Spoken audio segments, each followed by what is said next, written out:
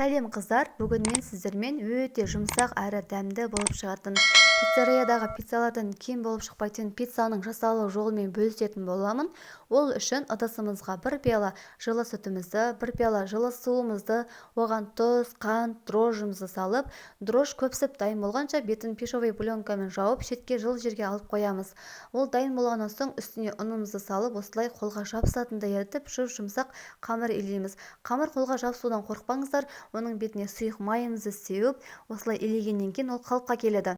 Сонан соң қамырымыз ашу үшін бетін пищевой пленкамен жауып, жылы жерге алып қоятын боламыз.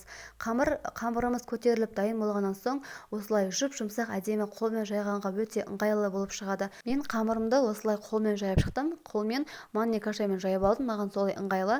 Одан соң қамырымды табаға жайғастырып, бетіне майонез бен томатпен араластырып, соус дайындап алдым да барлық шетіне тегізіп жағып алдым. Одан кейін ары қарай әсемдеу өз қалауларыңыз бойынша, қаласаңыздар помидормен, огурцымен, болгарскиймен де әсемдеуге болады. Мен осылай сырмен колбасаны араластырып әсемдеп алдым. Арада пешімізді қыздырып қоюды ұмытпайық. Пешімізді алдын ала қыздырып қоямыз да пиццамызды 5-10 минут пісіріп аламыз. Пицца өте жұмсақ әрі дәмді болып шығады. Дәл осы рецептпен дайындап көріңіздер, еш өкінбейсіздер. Егер сіздерге менің видеом ұнаған болса, каналыма тіркеліп, лайк басып мені қолдай кетіңіздер.